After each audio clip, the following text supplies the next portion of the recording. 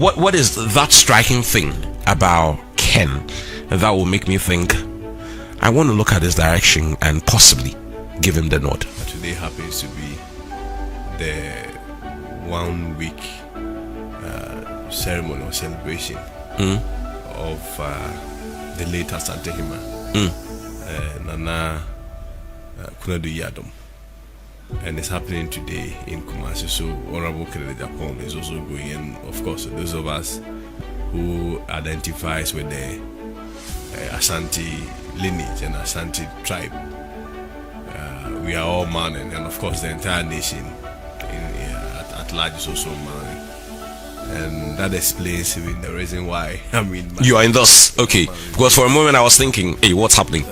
No, I'm not mourning within the context of having lost maybe a direct relation, but as an Akan or an Asante, we Class 91.3 FM join the mourning from the Menisha Palace. So it's the reason why I'm in black, and of course it's also important that we state it here. Yeah. Now to the substantive question. 2028 is going to be interesting. The dynamics is going to be quite different. How? Why? Obviously, you are looking at NDC presenting a fresh face and a new candidate. Because this time around, you realize that President Mahama is statute barred to contest again. So certainly, this will be his last step. And you also look at it from the perspective that they've just had 4 years in office by 2028, and the tradition has always been about 8 years that every party comes into power and they spend 8 years. And so they are going to do everything possible to break the 4 so that they get the traditional 8 years before even other consequential conversations come in, whether they will break the 8 to 12 or whatever. The record that we set for ourselves, and unfortunately we couldn't break. But of course, as a party, NPP, we are also determined that 2028 we want to win power. And so you can then understand that 2028 is going to be a very heavy fight, and I use fight in a context. It's not going to be easy for us as a party. So it is a more reason why at a crucial time like that in 2028 you need somebody that the people resonate with. And Ken has just 3 unique trademarks. You are looking at it from the perspective that he identifies more with the grassroots, and of course you agree the others don't. He stands taller in terms of identification with the grassroots. You see, identification with the grassroots is not an event. It stems from a lifestyle, what you've lived your life for, the people you've always been advocating for, your commentaries, your posture, your body language, in terms of your political lifestyle, which people have benefited from your works. And of course, if you look at Ken from day one, has always been advocating that party people should be taken care of, the grassroots should be taken care of. The fact that he's always been speaking for the ordinary Ghanaian, the vulnerable, that makes him taller. It does not necessarily mean that other people may not have it. Yes, they are all fantastic candidates, referencing all the other people who also want to come. But in terms of a trademark that you can easily Class 91.3 FM, you can identify him with the grassroots. Of course, for instance, when you talk about economy, you may not necessarily identify economy with Ken. The first thing the first person that may come into your mind is maybe Dr. Baumia, because that is what he has projected for himself in terms of the public outlook. That's what the public knows him for. As to the outcome of such projection is also another question for us to discuss. When you talk about maybe Dr. Brian, he may be identified with something also quite different. You may say, oh, he's a security guy. People may think he has money. He's opening businesses, hotel, blah blah. That is it. So when it comes to Ken too, of course, when you mention, for instance, my former boss, who are especially my Dr. Duchum, the first thing that will come into your mind will be his prowess in education, right? Education transformation. But when you talk about Ken and the name Ken, it resonates with somebody who has always been fighting for the base, somebody who has always been fighting for the grassroots. And so I'm of the view, and of course, like many like-minded people, we believe that a strong connection with the grassroots is going to really amass the grassroots to support the party. And the grassroots obviously forms the base. You see, I've always maintained that the grassroots votes do not change. When the grassroots are for you, they are for you. Mostly the votes that keeps changing has always been the middle class. And I mean, the good thing is that this time around, you have a lot of people, you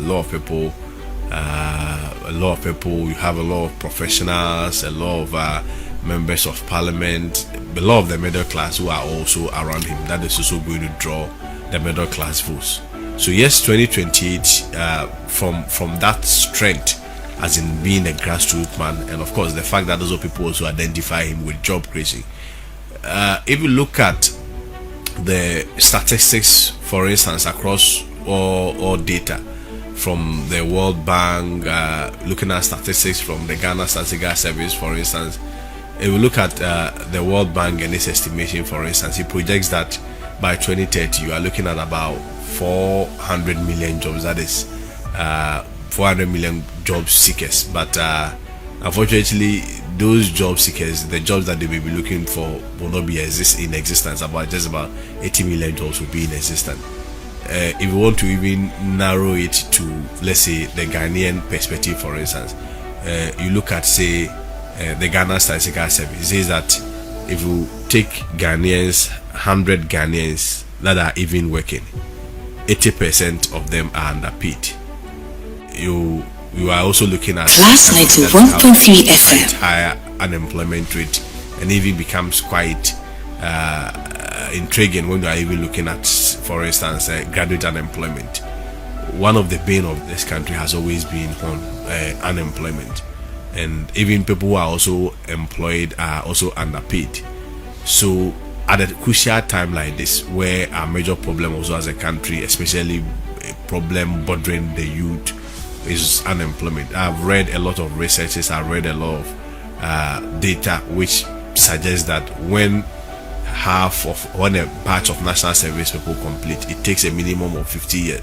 Sorry, most of these things you have to look at it from the budget perspective. How much allocation was made into that sector, or in terms of carrying out that promise? I mean, we may all have to interrogate it. If you look at the government's commitment to it vis-a-vis how it was promoted as a flagship policy, compare that to, for instance, a flagship policy like the free senior high school, where it was our trump card during 2016 general elections, and comparing this to the last one that we had, 2024. If you are just opposing the two, you will realize that it is not a promise that in terms of its implementation and its feasibility and its government's commitment, I don't see it being that very realistic. So the point I am making is that unemployment is going to still be a problem in 2028. I don't see so much of this government. I mean, look at even the inconsistency. On one side, you promise 24-hour economy to come and create jobs, but on the other side, the first thing that you did as a government when you came into power was to terminate appointments of people that have gotten employment lawfully and also gotten through the right processes to get employment. So I mean, lawful community, because in some context I've heard officials of the party say some of these people, they had question marks about how they found themselves in the places they work. Employment is not an event, it's a process. I use the Ministry of Education where I worked, for instance. Financial clearance was secured around July. I guess interviews will have to be made, documents and academic certifications, CVs will have to be perused, they have to be reviewed, even letters have to be printed and awarded to beneficiaries or people that have been recruited. There are instances that are readily, when even you are successfully recruited, it takes about a minimum of 6 months, sometimes even to 1 year before you get your staff ID. And remember, the staff ID is the prerequisite unique identification that controller uses to identify you as a staff before they even pay you. Mostly averagely you're looking about 6 months before even that comes in.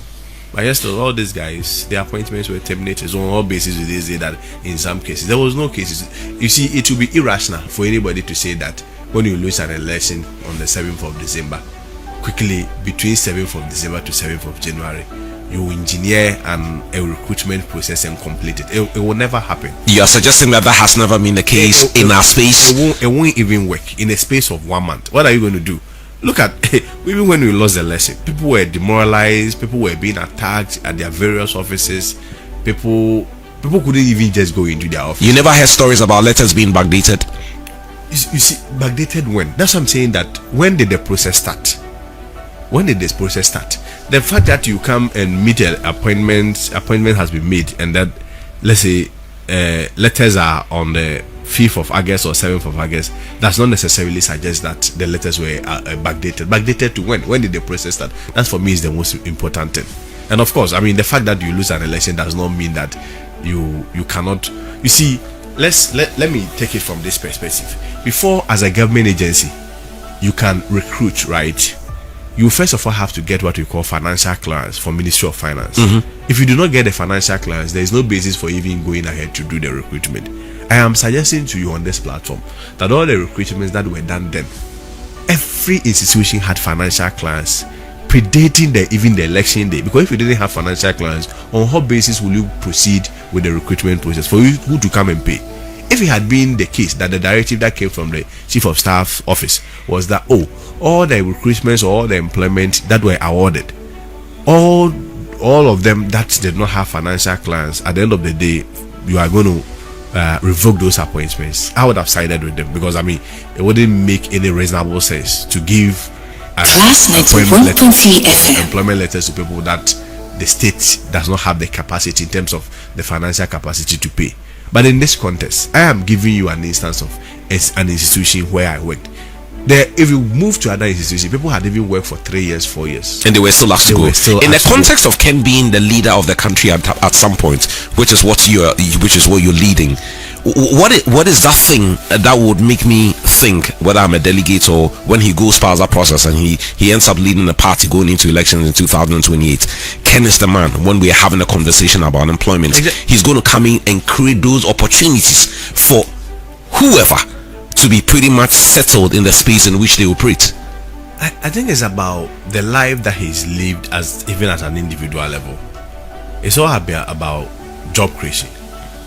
His personal life at an individual level has always been about job creation. You see, I mean, we talk about ideas, we talk about vision, and of course, I mean, ideas alone cannot run a state. You need ideas, all right, but also you need implementation of those ideas. And if you look at Ken, everything about him, what he stood for, has always been about job creation and entrepreneurship. So for him, his vision is just about coming to transform this country through entrepreneurship. That is one of the greatest trademark that he's going to bring on board. And of course, you can verify from the things he's done in the past that single-handedly one individual has created about 7,000 jobs throughout his lifetime for the ordinary Ghanaian to benefit. And so it gives that credence to him that he can make that his trump card, because that has been what he has been doing, that has been what he stood for, all about job creation. So yes, I mean, it's not necessarily also about job creation, but also creating more entrepreneurs, because I mean, we agree, if you move to advanced countries, job creation is not only a reverse for the government. In truth and in all honesty, 80% of the jobs that has been created in advanced countries are not even owned by the government. They are owned by private individuals. So it's just about having that leader with a mindset to create more Kennedy Japons, having a leader with a mindset to create more Ibrahim Mohammed, to create more Jospons, to create more Brian Champons, so that at the end of the day, these individuals will have the capacity to build more institutions that will also drive the job creation agenda. Of course, I mean, Ken believe that there is a link between socio-economic transformation and agriculture. and it is the more reason why his first policy is benchmarked on driving over 1 million youth into agriculture. And of course, when I talk about agriculture, I'm talking about agriculture that is Class 91.3 FM. and of course, I mean agriculture to drive exports, so that we are also able to, in terms of the turnover, we are also able to reduce import and export. Of course, that will have a consequential impact on also our currency that we have always been, that is practical economics that we have always been crying over. So can also believe that there is also a strong correlation, a strong link between socio-economic transformation and tourism. And it's also one of the key things that is also going to drive in his government. So he's looking at employment or job creation. I want to term it job creation. He's looking at agriculture, he's looking at tourism, and of course the job creation will be anchored around agriculture and tourism. And of course, one also key important thing that Ken will also be driving very mindfully will be giving true meaning to decentralization. You know, in Ghana, when you talk about, for instance, local government, what we have practically is not local government. What we rather have is what we may call local administration, because in terms of, even if you go to the district assemblies properly so called, a lot of procurements, almost every procurement decision is made in Accra, and then they are just made to supervise. So that is not local government. But first of all, what Ken plans to do is to cause what you call a massive decentralization symbol by first of all relocating about 90% of the ministry that we have in Ghana to different parts of the regions. And we are of the view that that is also going to force expansion and development in those regions. Because for instance, I give you an example. If I work in the Ministry of Education, so that mostly comes to mind first. If I look at the Ministry of Education, for instance, we have about 29 different agencies under the ministry, and all the 29 different agencies are all located in Accra here with different offices here.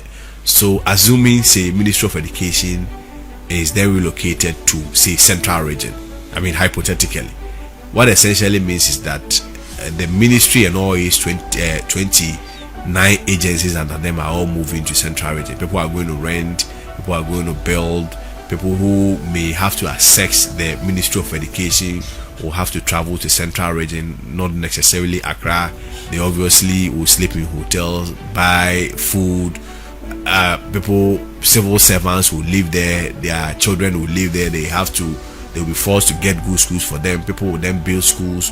Hospital expansion obviously will force the government to also construct better roads, and that itself will then stimulate a certain economy in the Central Region. Then you look at, say, agriculture. You take agriculture to the north, you may be looking at energy. Say you take energy to Western Region, you take tourism to Volta Region, and of course, I mean that also essentially means Class 91.3 FM traveling to Accra.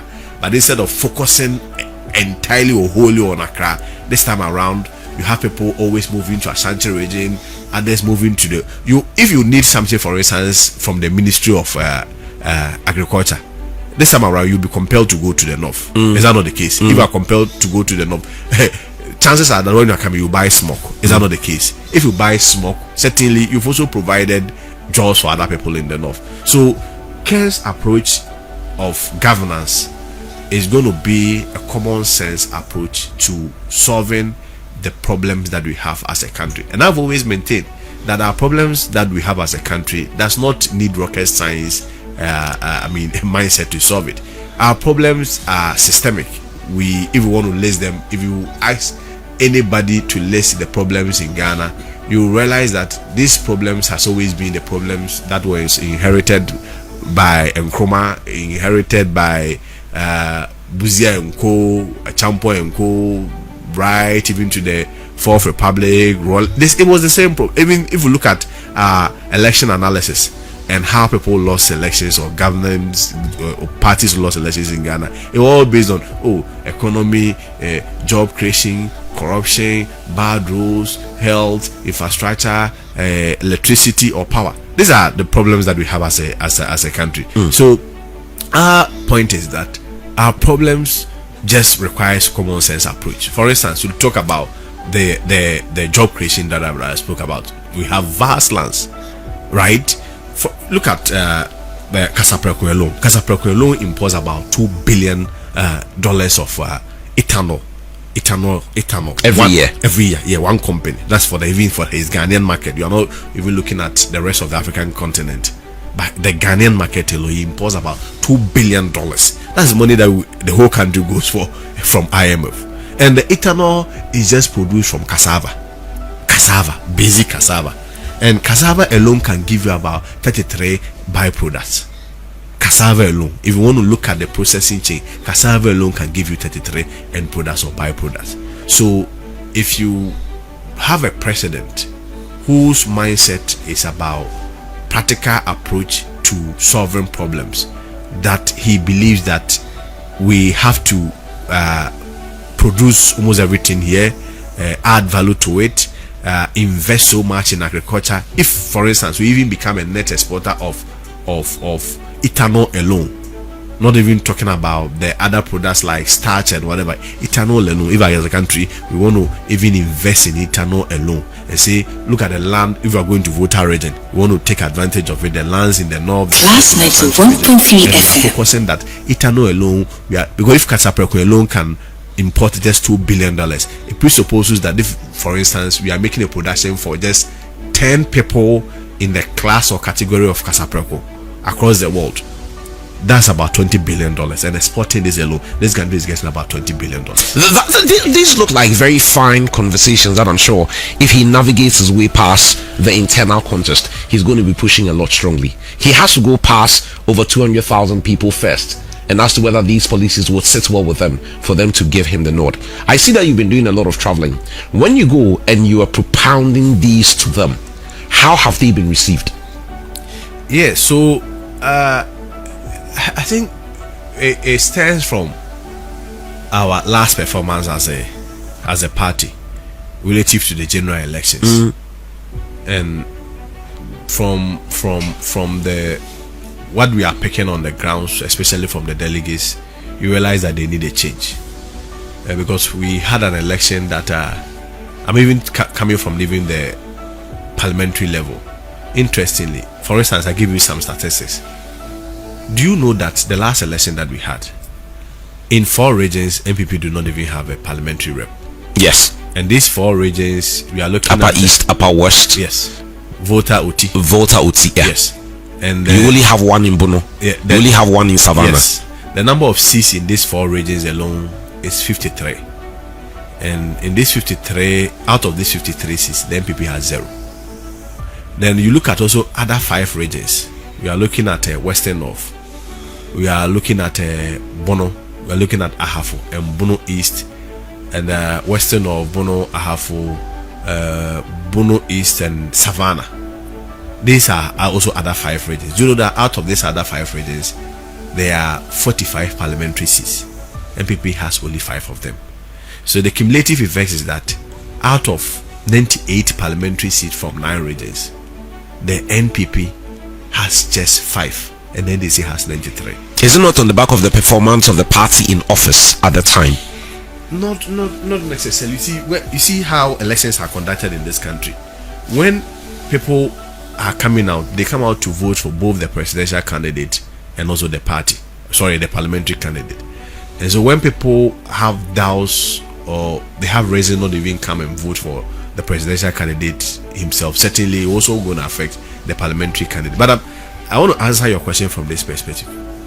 It is not in dispute, right, that the party at some point also became quite less attractive, especially post the COVID era. Nobody disputes that. Class 91.3 At the end FM. of the day, people are not going to come out to vote for you as it used to be. But the level of decline, the level of drop, cannot necessarily only be a burden on the parties alone. In 2008, if you recall, that was when we had global economic recession. Companies in America was hit greatly, and developing economies like ours was also hit greatly. If you recall, in 2008, almost every incumbent all over the world lost, where in America companies were declaring bankruptcy. Yes, still, President Akufo-Addo's popularity and his dominance alone, then as candidate Akufo-Addo was able to push the party to the runoff, to the extent that we even won the first round election and led with about 100,000 votes, only for us to lose to President Mills during the runoff with about 23,000 votes when time decided. So also presupposes that candidate counts and the candidate matter, and the performance of the candidate can also change a lot of narrative. I give you a similar example. For instance, in Asen, where Agyapong had always contested and won the seat since 1996, served as a member of parliament for 26 years. When Kennedy decided not to run for the parliamentary seat, obviously because he had to contest for the presidential primary. You lost the seat to Mijima. We lost the seat. And I mean, one may want to do some voter behavior and voter analysis. You would then come to the conclusion that originally the seat was not an MPP seat. The first time it was won by the NDC, but when Kennedy came, he was able to sustain the seat until he left. Again, it comes to one very conclusion, that the performance of the candidate, the popularity of the candidate was what was propelling the party, and it presupposes also that the people's allegiance was to the candidate and not necessarily to the party. But the dynamics of Asin may be completely different from the dynamics in, let's say, where you come from. Yeah, essentially, that's why we are discussing Asin. That in the case of Asin, you can then conclude that the people were voting for Kennedy Agyapong as an individual, as a person, not necessarily the party. So the party's fortune was primarily tied with the Kennedy Agyapong's brand and his prominence and his popularity. It's the same thing that we witnessed in 2008. Akufo-Addo had not been marketed a lot. He served in ministries that were almost discreet. For instance, if you are a minister, foreign affairs minister, until Ablakwa came in with his populism, and you will not even hear mostly from ministers who serve at the foreign affairs, also at Attorney General. So these were not loud ministry that you have even the opportunity to market yourself, right? Last night to 1.3 FM alone was able to propel the party to a runoff, to the extent that was he not already a popular person before he assumed those positions? I mean certainly, but you see, your popularity should also be benchmarked on the opportunity that you have to campaign. If it is all about popularity, then candidates. Danado had been the leading figure of the party for years, even before the NPP got into power in 2000. I am coming within the context of political popularity relative to campaign.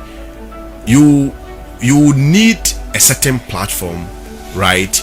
Work, show visibility in terms of where you find yourself to also make a case. I mean, if it is about popularity, then President Mahama was known, right? He has always been communication minister, he has always been around. Then probably he should have even campaigned even in the first place. Almost everybody that had contested had been known one or the other. Dr. Bawumia is known, but you see, as soon as you bring in the argument of popularity, then you also have to do the comparison test, right? I mean, in the case of, for instance, Dr. Bawumia, for instance, he has been around for the past 16 years as a vice president, right? For the past 8 years. You cannot compare the visibility that a vice president will have in 8 years to a minister in 8 years. It will never be the same. You cannot, just like, and in this case, he was given a lot more opportunity. Exactly, because as a vice president, he was quite visible, to be honest. Exactly. So when I talk about popularity, it is in terms of visibility relative to the election time or the election and possibly to performance as well. Exactly.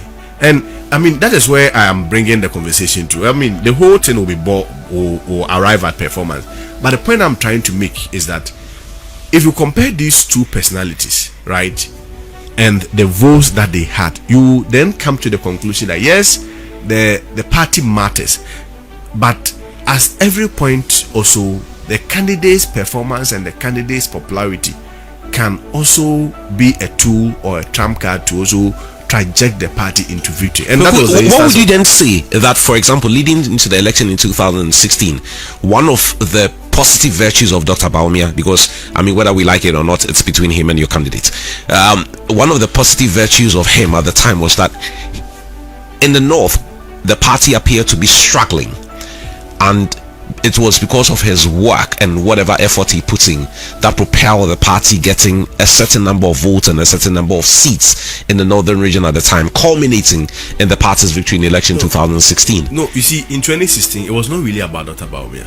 The reason why I'm I am making a case. You don't even want to give him a little credit for the party's effort in 2016. To be fair to him, he also campaigned like many other party people. But you see, his bigger test, I'm going to compare. Class 91.3 FM. His bigger test rather came in 2024 when he himself, if it was about his popularity and the work that he did, this time around in 2016, he had not proven himself with any track record prior to 2016. But in 2024, he had the opportunity to serve as a vice president 8 years. And so, if for any other reason, that should have been a basis where he had more visibility, he has a track record to compare with. Is that not the case? But yes, still, interestingly, in 2016, President Akufo-Addo won. We had, some number of seats, even in Upper West, if I recall. Even in Upper Anthony West, Kabo won there. Yes, we won almost, I think, 5 or so out of the 6s. And former Interior Minister won his seat there as well. We won, I think, in Sisala as a party. Yeah. But interestingly, when Dr. Bawumia himself contested in 2024, the number of votes that even President Akufo-Addo had in 2020, it was reduced by 16.1%. And ordinarily, you would have expected that Dr. Bawumia, coming from the northern part of the country, would have engineered some support for him. But interestingly, compared to the votes that President Akufo-Addo had in 2020, Dr. Bawumia's votes rather reduced by 16.1% in the northern parts of the country. So, if anybody want to suggest to me that, well, in 2016 it was his popularity and his influence that was rather able to help the MPP get more votes in the northern regions, in particular, it cannot be the case, because when he himself had the opportunity to represent the party in the capacity as a flag bearer, this time not deputizing his boss, because in the 2016 election his boss face was there, he rather reduced his boss vote from the northern part of the argument that was made in line with what you have just said is that he suffered from the baggage of his boss. Why you think in 2008 Akufo-Addo never also had some baggage from President Akufo? That's why I give you the context, a broader context about the way the country was hit, the African continent, all over the world were hit with economic global recession. And you see, I don't think it would be disingenuous for anybody to suggest that almost everything that President Akufo-Addo did was bad. President Akufo-Addo's governance started suffering some turbulence the post-COVID period. And we admit, we do not shy away, we do not run away from the fact that from 2022 the economy was hit badly, things were hard. But I'm just making a comparison between the last 2 years and also what we witnessed between 2007 and 2008, where the whole world was also hit with it. It was the same economic recession. It was the same economic recession that also President Akufo left at. Even when President Akufo was leaving, people were calling him the worst president we've ever had. And he said, time will judge, posterity will judge us. So nobody is saying that factors may not have affected, economic factors may not have affected Dr. Bawumia. But you see, the point is that economic factors affecting him. When we came into power, the dollar was 1:4, right? We left it 1:17. Is that not the case? Well, around 1:17. It kept fluctuating, but it got to 17 at the point. Years before we left power. NDC has brought it to 1:10. Assuming without admitting that NDC is even needs to maintain it to 1:10. That's about 7 cities different, right? What will be our campaign message if we bring Dr. Bawumia again for the next election in 2028? What is going to be his trump card, especially when he campaigned against the backdrop of economy and the fact that his specialization is with the economy? He may not necessarily have engineered our defeat, but sometimes you may even be a victim of circumstance. And within the supreme interest of the general well-being of the party and our common goal, sometimes it's better for even that individual who takes the final and ultimate responsibility to step aside. It cannot be said that we separate President Akufo-Addo from Vice President Bawumia. When you had the opportunity to serve as a vice president for 8 years, if every good thing happened, you are not part. You are part of it. But when the economic recession, or the economy was struck with the recession, then you said that it was a mess of your boss. In the space of 8 years, it can't be. Those who argue on his behalf say that the things that made the government successful were things that he was asked to lead. And that's why maybe those things worked. But those things that he wasn't asked to lead, but unfortunately, he didn't go right. He was also the leader of the economic management team. Ahead of the election, the party argued that it was only an advisory team. It was still up to the president to decide. You see, for me, that is where I find problem with this team. You see, the whole point about beauty of leadership is to also own up to responsibilities and apologize when they need be. Dr. Bawumia did not engineer COVID. The consequential impact of COVID on our country was not engineered by him. But there comes a time where you have to step up and say that, well, the circumstances where we find ourselves was occasioned by A, B, C, D. The measures that have been taken, even though uncomfortable and inconvenient, are measures that is necessary. We take responsibility as leadership, but I assure you that we'll move through, go through. Recall Obama when he had to give the message of hope in 2008. Last night to 1.3 FM. First before you take a message, you give a message of hope. But when leadership acts as though every good thing, they engineered it. But where things got worse or went south, you are not part. It doesn't demonstrate a trademark of a good leader. That is not how leadership is about.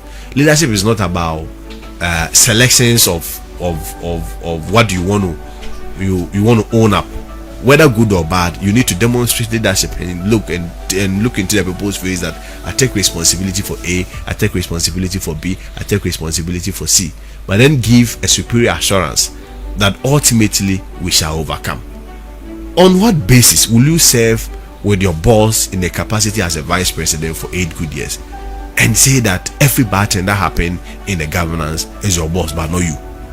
I mean, how do you convince Ghanaians? But you see, that verdict has been rejected by Ghanaians during the last elections. That verdict has been rejected by Ghanaians, where they treated Dr. Bawumia as part of President Akufo-Addo. And I don't even want to subscribe to that argument. Who said President Akufo-Addo performed badly? It's a narrative that has been drummed so many times, maybe by the Bawumia's campaign team, in an attempt to whitewash him and make him maybe look different for maybe the contest ahead in terms of the primaries and the subsequent general election if he had the opportunity. But at the end of the day, let's go into the manifesto promise that President Akufo-Addo made. The last 8 years, which of them did he not touch on, and which of them did he not fulfill, or which of them did he not perform? It was only the last 2 years that the economy shrank. And of course, I mean, that one he had even prophesied and predicted it earlier in his first speech during the COVID address, when he said we know how to bring back the economy, but we do not know how to bring back human lives. It was an admission and a prophecy that the economy could collapse, because that was a reality on the ground, that the COVID was going to hit us so badly, and the decisions that were being taken. I mean, at the Ministry of Education, that's where I work. We at GES, for instance, we have about 350,000 workers that stayed home for about a year. The teachers and non-teachers staff, yesterday were paid. Where do you think the money was coming from? People were giving free water, people were giving free electricity. Although we still paid back in a contest. But I mean, the time value of money also counts. I'm not an economic person, but of course, I mean, at that time it was still a cost to the state. At that time, it was still a cost to the state, and it wasn't in the normal course of things. Because if that was the case, then probably even at that time it shouldn't have also been free in the first place. MBSSI, the support that were given to businesses to last night to 1.3 FM allows productivity almost grounded to zero. I mean, those were the times that President Akufo-Addo's popularity dropped a bit. And of course, I also admit that in terms of his posturing generally to Ghanaians at some point was also something that maybe we could have had a different posturing. Commanding chiefs to get up and other things. You know, sometimes you also have to be sensitive to the mood of the nation and the culture of the people, which I felt, I mean, sometimes as a leader, there are good moments, there are also bad moments, and maybe we could have done well on that.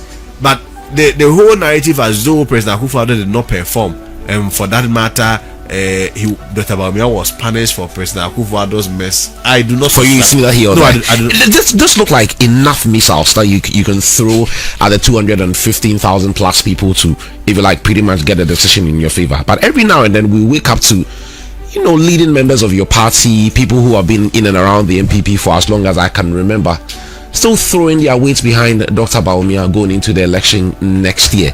What is it that you are probably not telling them, or you're probably not connecting to them to make them say that, look, we went into this election, the figures do not lie, have a look at my candidates?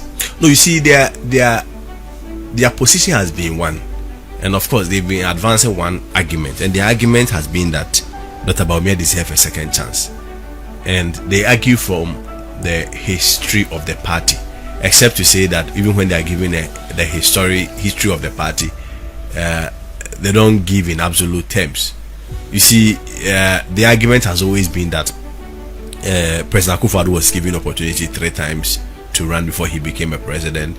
President Kufuor was also given opportunity to run on 2 occasions, and so by virtue of that, some way somehow Vice President Dr. Bawumia also deserves a second chance. But you see, what they also fail to understand is that when you talk about a second chance, it's not just a reward for showing up in MPP. You need to earn it. You need to earn it. And in MPP, the second chance, people that were given a second chance were always contingent on their performance. They showed promise. Yes, you showed promise. I give you an instance. If you look at Professor Dubois, for instance, he contested in 1992. In 1992, that was a time that we were transitioning from the military era to the Republican state and then practicing democracy properly, so-called. At the time when we have an election, it was not really an open and free and fair election, because we were having those were the times that we were using opaque ballot boxes to, and I mean, you picture it. At the time, he was contesting the almighty Rollins, who had been in the space for some time, had dominance, had control almost all over everything. But in just in such a hostile electoral process, he was still able to pull 30.29%. And you see, one thing is that the difference between himself and President Rollins was about 1.1 million votes. That is significant for you to note. The difference is very key. 1.1 million votes. Then we went into 96. The party people felt that despite the hostile environment that you contested in this election, we still believe that you did not perform well. So they took President Kufuor. Then President Kufuor came, and you went into an alliance with the PCP. Yeah. So most important is that this time around in the history of the MPP, just based on performance, Professor Dubois was dropped. Right? President Kufuor came in 1996, contested President Rollins again. Won with had about 2.83 million votes. That is an appreciation of votes, and then brought it to a percentage to 39.67%. And the vote difference again was about 1.2 million between him and President Rollins. So in 4 years, it had upgraded to almost 10%. Yes, it's almost 10%. Then fast forward is 2008. President Akufo-Addo then also took it to around 49.13%. And even with him, he won in the first round. You understand? But you see, from President Akufo-Addo also taking it from, so he started with the Dubois 30, 39 to 49. So all of them almost about 10% increment. Then it came to 2024. In 2024, Dr. Bawumia rather brought Akufo-Addo's 49% in his first time to 41.61%. And if you want to look at the nominal values in percentage, the nominal values, that's supposing in the percentage terms, he dropped President Akufo-Addo's votes, especially even in the 2020 votes. He dropped the votes, that's about 6.7 to 4.65 million votes. That's about 31% decline then nationwide. And if you also want to compare even the northern part, he dropped it about 16.1%, and also the southern part, he dropped President Akufo-Addo's 2020 votes to about 33%. But let's even focus on their first attempts. In their first attempt, President Dubois had 30.9%. President Kufuor's first attempt then increased to 39%, right? In the President Akufo-Addo's first attempt increased to 49%. So in our trend analysis, you realize that in MPP we have always been going higher despite the circumstances there. So it's only Dr. Bawumia that dropped our votes by almost 9 to 10%. So which also presupposes that in terms of the performance, and of course judging by the history of the party, we cannot make a case for him that in his case, well, he deserves a second chance. But of course, I mean, those people that has been following him borrows only the examples of President Class 91.3 FM. Kufuor. But they forget that there has also been a history where in MPP those who did not perform were also not given a second chance. So I think it is left for us to then explain to the delegates in terms of the history of the MPP what really pertains in the history of the MPP, that in MPP giving second chances is contingent on always performances and not necessarily by demonstrating some form of weakness as a candidate. And I'm sure that's what we've witnessed in the case of Dr. Bawumia. So yes, his candidacy mattered. His candidacy really also affected the party. Of course, he cannot take the entire blame, but I mean, you are also not able to decouple him from President Akufo-Addo, because I mean, let's be very fair to ourselves. Which other candidate or which other vice president had more visibility and had more opportunity to work and manage affairs in government as Dr. Bawumia? But if you look at the opportunity that he had, serving for the past 16 years, having for the past 15 years serving as the leader of the party, and the performance that he's pulled, now just opposing to Professor Dubois, where he pulled about 1.2 million votes. Then John Kufuor's first time pulling about 2.8 million votes. John Kufuor's second time increasing to 3.6 million votes. John Kufuor's third time, where he won, third time, that is from 2004, the 2004 election, where he also increased to 4.5 million votes. President Akufo-Addo first time 4.5 million. President Akufo-Addo second time 5.2 million, and his President Akufo-Addo's the third time, which was in 2020, 5.8 million. And so President Akufo-Addo's fourth time was the 2020, increasing to 6.7. You recall President Akufo-Addo contested on 3 occasions before he won. Yes. 2008, 2012, 2020, yes, 2024. So I give you the trend again, at least for emphasis. In Professor Dubois, his first time he pulled 1.2 million. Then John Kufuor increased it to 2.8 million his first time. His first time in 1996. Then John Kufuor again in 2000 increased it to 3.6 million in the year 2000. John Kufuor again in the year 2004 increased it to 4.5 million. Then Akufo-Addo came in 2008, if you recall, the 2000 where he won even the first round against Professor Mills. Yes, with 4.5 million. But of course, I mean, he lost at the runoff, so he couldn't get the requisite 50 plus one. So, but he has demonstrated the track record that indeed he was promising, because he also maintained President Kufuor's previous percentage. Then Dr. Bawumia may be promising in 2028. I'm coming. I'm coming. Let me land here. Then in 2020, President Akufo-Addo came with 4.5 million. Again, he couldn't win, but that is also 5.2 million. But that is also a significant leap from the 4.5 million he previously had. So there's no basis of dropping him. Then again, President Akufo-Addo, 5.8 million. He won in 2016, 5.8 million. In 2020, he took it to 6.7 million. Then Dr. Bawumia then dropped from 6.7 million to 4.6 million. That's about 31.3% drop.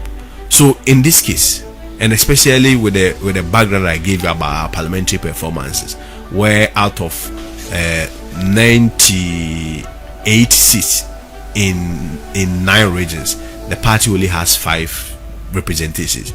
You cannot look at this data and say that, I mean, such a leadership. And that will take me back to the same question I asked again. You cannot look at this data and say we go with the same gentleman. But these same people who have an opportunity to vote, not everybody is a delegate from your party who will be voting before Ken gets onto the ballot. These same people appear to be backing that same candidate. In fact, a greater number of the people who may end up voting come 31st January are people who voted for Dr. Bawumia a little over 2 years ago. You're not worried about that? No, but I mean, we can't be worried, because I keep saying the elections are not events, they are processes. One process leads to the other. And of course, I mean, they say there is only a fool who doesn't change his mind. When they presented Dr. Bawumia, they've seen the outcome, that Ghanaians have rejected him. So looking at the but they still appear to be supporting him. They are at his events, they are on radio, they are on TV, they are backing him everywhere.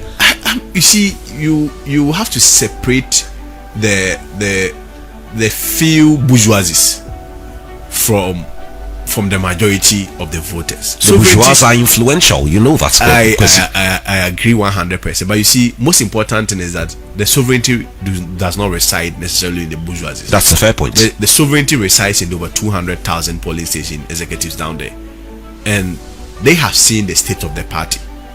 They are aware of how in the previous election the same bourgeoisie coerced them into one direction, and they are aware of the outcome.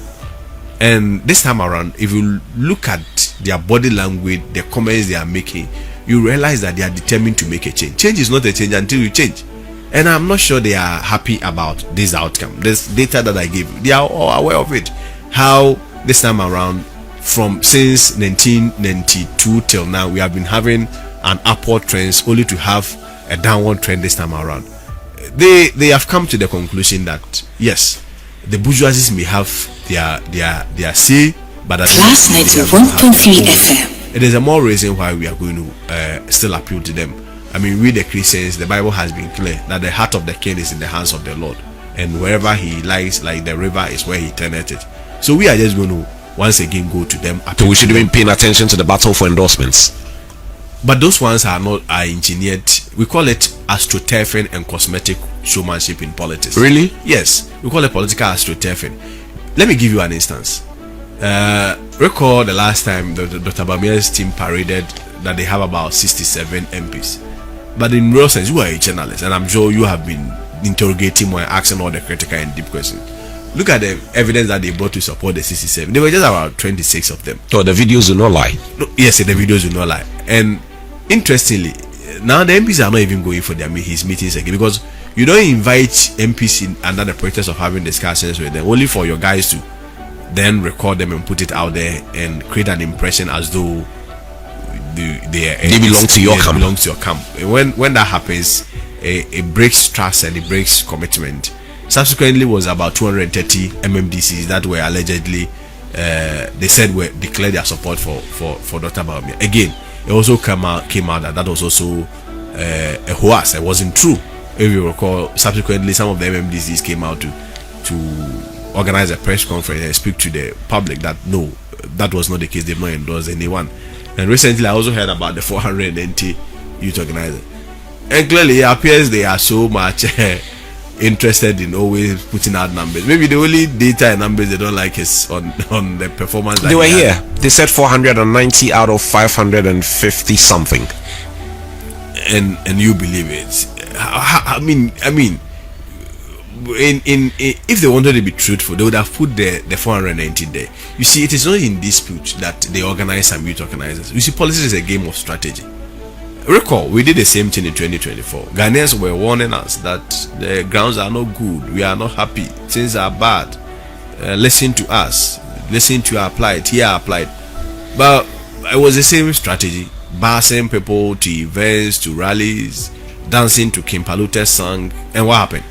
At the end of the day, we declined our votes from 6.7 million to 4.6 million. That's about 31% decline. So it's about strategy that people want to or the candidates want to employ. For instance, if you look at Agyapong, for instance, initially youth organizer had proposed to go and pick his nomination for him. Women organizer had proposed to go and pick his nomination for him. Ordinary Ghanaians had proposed to pick his nomination for him. But we felt that one have to be sensitive to the mood of the nation. Recall the recent tragic event. Class 91.3 FM. And of course, the fact that as a party, we are in opposition, we also need to do things modestly. We were all resolved that the senior members of the party, which is about 20 of the MPs, go and pick the form for us. So that is our approach. But people also felt that they have to get some few youth organizers, about 40 of them, organize other party faithfuls, even bar students, and create an impression that they are winning. And you should understand them, especially if you think they're acting desperately. No, they are just trying to augment the mass defection that has hit their camp. recall initially Dr. Brian, for instance, was a key member of the Baumiak's team. Today he's contesting him. My own boss and former boss, Dr. Duchum, was a key member to the extent that he was even tipped for vice. Today because your team argued in the past that they were all whipped in line. Yeah, but today he's contesting. That for me is the most important thing. Engineer Kwadwo Agyapong at some point managed Dr. Baumiak's campaign. Today he's also contesting him. And I mean, a number of them, all these MPs, MMDCs, members of parliament in our camp lately, they were not in our camp. So if you are a camp and you've been hit with this high level of defection, I mean, certainly you have to act up to find ways. Yeah, because I'm running out of time. So two quick things. I'm sure we'll have the opportunity of getting you here maybe a few more times before our election day next year. Two quick things. One, I see that in which is not surprising in the campaign period, a fair bit of mud is also being thrown about your candidates, things he said in the past. The videos have started springing up every now and then. Are you worried about this? No. The reason is that, first of all, let me say that Ken is not a saint. Ken, like any other human being, has a strength and he has his shortcomings. There are some comments that even as at now we admit that we cannot defend, and those ones we apologize accordingly. Like any reasonable human being, you need to own up to responsibilities and things that you've said, whether good or bad, and within the context that it was said. You also have to be minded if a bothers people, you have to do the honorable thing. So there's some of the things that we admit that were a bit harsh and were in excess. We'll not sit here and pretend, but there are about 99% of them that you cannot take them out of context. About 99% of them were mostly things that were done. For instance, most of them were in defense of the party, and you realize that few of them, they will just take some few clip, a minute or two clip, just to spin and create a different impression. I'll give you one example. Mr. Asantehemaa, Class 91.3 FM, Mr. Gabi Shadako, and some few party faithfuls had met in Gabi's house in Koforidua Eastern region. They were addressing party faithfuls, and then one of them recorded some of the obviously it was party faithful, so he took a party faithful to record what Mr. Asantehemaa said. Yes, what he said. And then the first time we heard it being played was on Accra FM, one of your sister stations. So I mean, Ken was surprised that which reasonable person will record an internal meeting and put it out there. I mean, it may probably take only a foolish person to do this, and this recording almost generated a turf between the Asantes and the Achims, to the extent that leadership had to intervene, go to Menchia and explain themselves. In that context, if you say whoever did it was a fool, what has it done? So context is also always very important. Until you situate most of the things people believe he said in the right context, you may be discussing things in a pretext which may also be unfair to him. But like I indicated, outside the 99% of them that I feel that most of them are justifiable, and the context should explain the basis upon which those statements were made. Let's admit 1% he went overboard, he went in excess. He's a human being. Those ones who accept those shortcomings, and of course we work to improve ourselves just like all of us. But the character traits that he has, as bold, as fearless, as a disciplined person, as somebody who can challenge the status quo, we should also not push him so much to the extent that he may have to abandon them. We will need them for the development of this country. And that's why the last time I insisted that let Ken be Ken.